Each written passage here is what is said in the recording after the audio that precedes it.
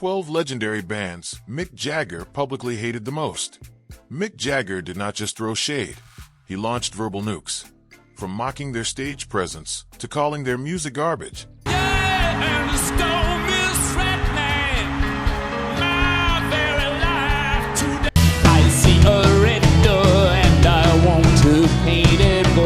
These legendary bands felt the full venom of rock's sharpest tongue. One band even made him physically cringe. What do you think of acts who are supposed to appeal to younger people like Slade or T-Rex? Sort of another non-question. I mean, do we like them as a band? Yeah, I mean that.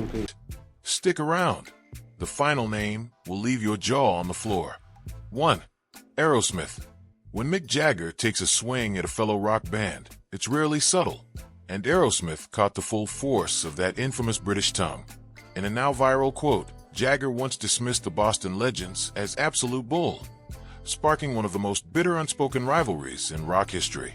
Coming from a man who helped define swagger and stagecraft, this wasn't just casual shade.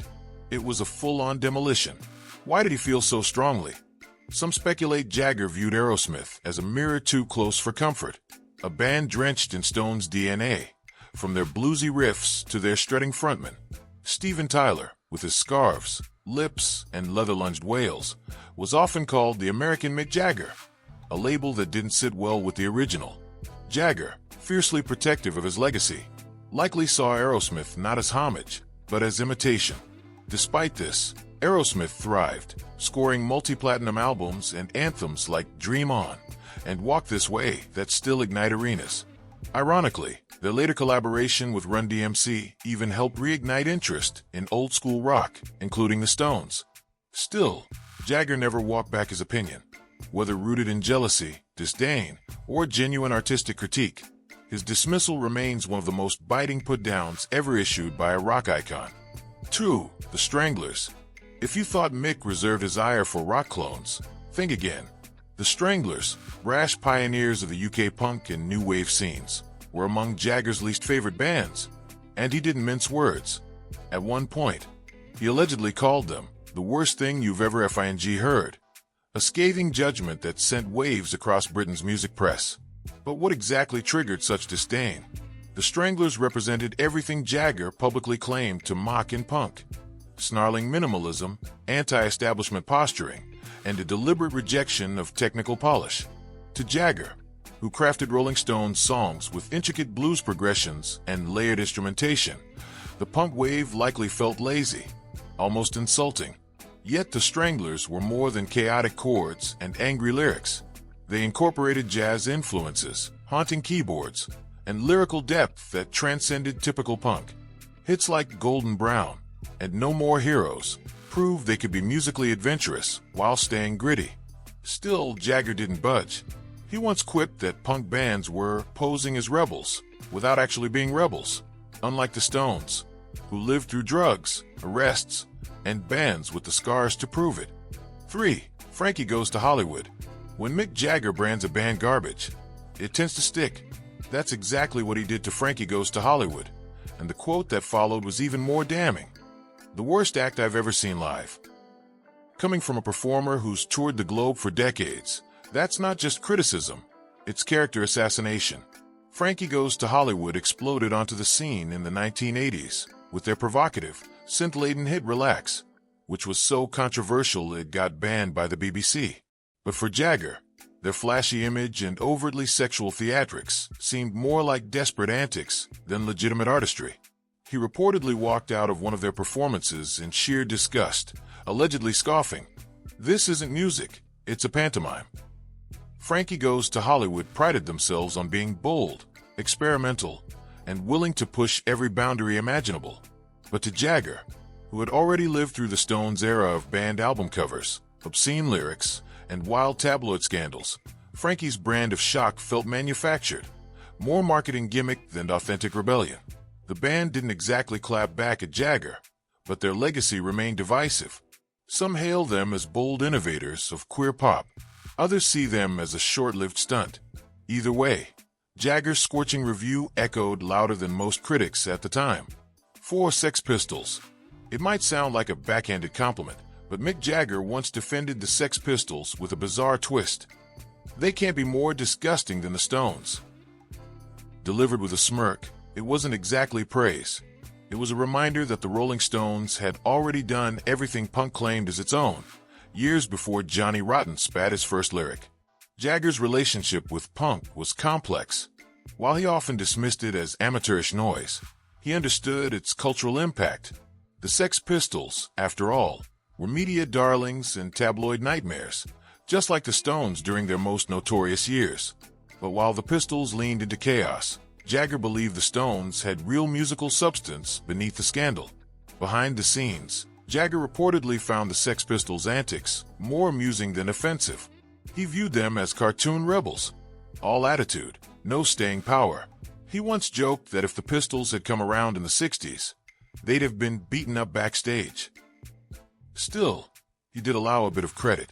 Their DIY ethic, shock tactics, and raw aggression set the stage for a musical reset in Britain. But from Jagger's perch, punk was a repeat of the rebellion he and Keith Richards already pioneered, only with less talent. 5. The Clash. To many, The Clash were the thinking person's punk band, blending raw energy with political consciousness, reggae rhythms, and social commentary. But to Mick Jagger, they were nothing more than a tired retread. He once scoffed that punk bands like The Clash were lazy repeats of everything that happened before, delivering a stinging critique that echoed across 2 generations of rock. That comment wasn't just casual criticism. It reflected a deeper resentment. The Clash, often hailed as the only band that matters, wore their anti-establishment ethos like a badge of honor, something the Rolling Stones had already trademarked in the 60s and 70s, only with more excess and international flair. To Jagger, their act felt recycled. Worse, it was missing the edge of true risk. He believed The Clash talked revolution but rarely lived it. And perhaps that was the key difference. While The Clash sang about political upheaval, Jagger experienced it, dodging police raids, getting arrested for drug possession, and being banned from radio stations. His rebellion was lived, not performed. And he didn't see that same level of commitment in the punk rockers who came after.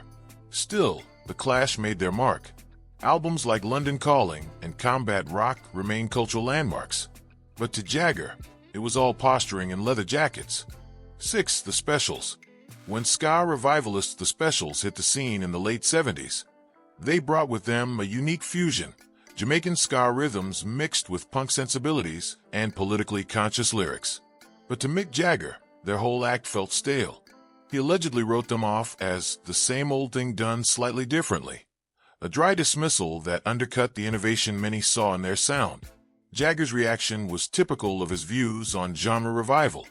He'd seen musical fads come and go for decades, and often viewed reboots with skepticism. The Specials, with their black and white suits, anti-racism messages, and ska-driven energy, may have looked fresh to a younger crowd, but to Jagger, they were just repeating a rhythm the Stones had played around with back in their early days. Yet, the Specials weren't just about music. They were a cultural movement. Amid Thatcher-era tensions, their songs voiced the anger of a disillusioned generation. Still, that message didn't impress Mick. He believed music needed to evolve, not just echo nostalgia with a twist of politics. His critique wasn't personal, it was principled. He didn't hate the Specials as people.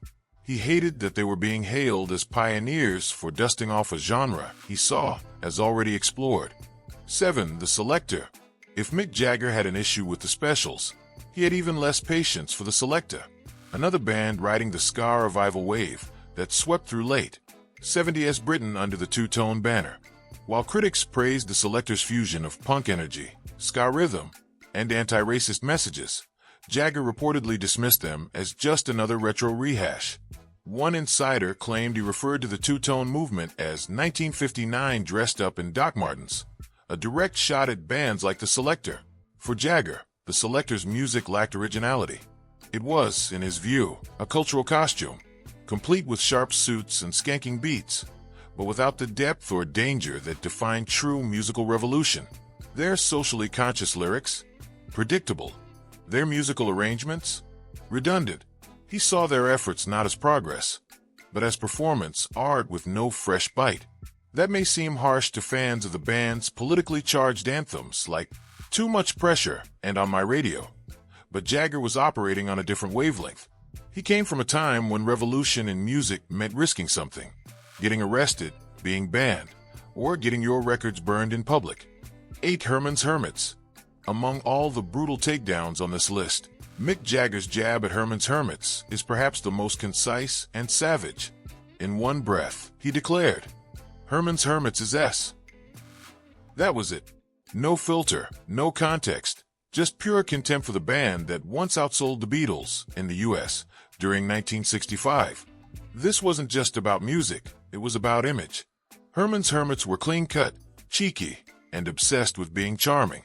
Songs like "I'm Henry VIII, I Am," and "Mrs. Brown, You've Got a Lovely Daughter" were tailor-made for squeaky clean teen audiences.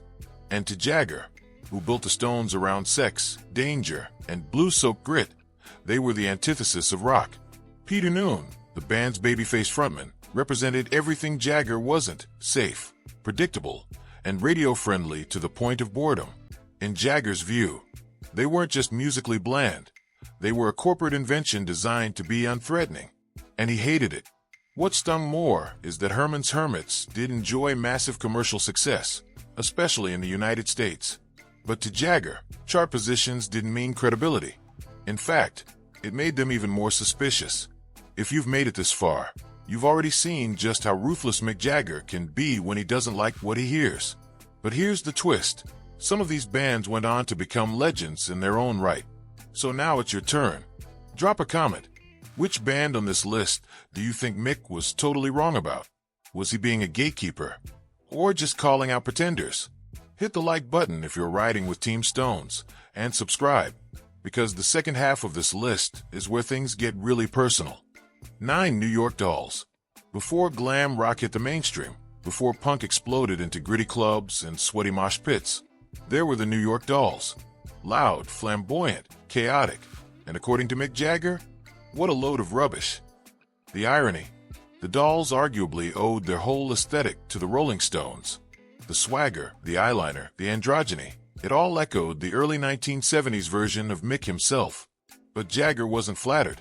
He was irritated. He saw the Dolls not as evolution, but as exaggeration. He viewed them as turning rock into parody, taking the wild excess the Stones helped popularize and inflating it into farce. Musically, the Dolls were raw, intentionally so. Songs like "Personality Crisis" and "Trash" were a blend of sleazy blues and proto-punk rebellion. But for Jagger, it all felt like a joke with no punchline. He once reportedly said they looked like a band that had just escaped a drag bar with stolen guitars. That stung, especially coming from someone who once performed in glitter and spandex himself. But Mick's disdain seemed rooted less in image and more in execution. To him, the Dolls were messy, both in sound and in substance. Still, the Dolls influenced everyone from the Sex Pistols to Guns N' Roses. They may have been chaos incarnate, but they left a mark. 10. Iggy Pop and the Stooges. It's hard to believe Mick Jagger had anything but admiration for Iggy Pop, the godfather of punk, stage-diving maniac, and relentless force of musical chaos. But early on, he wasn't a fan. In interviews from the late 70s, Jagger casually referred to the Stooges as a bit ropey, a very British way of saying rough, messy, maybe even second-rate. That's a staggering understatement considering how influential the Stooges were. Songs like "I Want to Be Your Dog" and "Search and Destroy" helped lay the foundation for punk, grunge, and even industrial rock. But Jagger, ever the perfectionist, wasn't buying it. He valued precision, swagger, and showmanship that married chaos with control. And to him, Iggy was pure chaos, stripped of refinement. There's also a generational tension here. Jagger grew up in an era where rebellion had to be coded, poetic, and dangerous. Iggy, he screamed it in your face, rolled in broken glass, and sometimes forgot the lyrics. It wasn't elegant. It was primal. To Jagger, that felt like a regression, not a revolution. Still, the story didn't end there. In later years, Jagger softened his stance. He began praising Iggy as a great showman, and even called him a real performer. It was a rare moment of humility from a man not known for backtracking. 11. Oasis. In the pantheon of British rock feuds, it was only a matter of time before the Gallagher brothers crossed paths verbally or otherwise, with Mick Jagger. And while the Oasis frontman often launched tirades against just about every legend in rock, Jagger's response was far more surgical. He simply said, "They don't move, they don't always connect." That may seem tame, but coming from a man who turned stage movement into a seductive weapon, it was cutting. Mick's performances were never just concerts, they were electricity in human form. He strutted, he slithered, he controlled crowds with his hips and eyebrows. Watching Liam Gallagher stand stiffly at a mic, arms behind his back, chewing gum, Jagger saw that as rock and roll in a coma. But his critique went deeper. He saw Oasis as derivative, not just of the Beatles, whom they openly worshipped, but of a broader British invasion aesthetic that had already peaked decades prior. Their attitude, familiar. Their anthems, loud, yes, but to Mick, often emotionally hollow.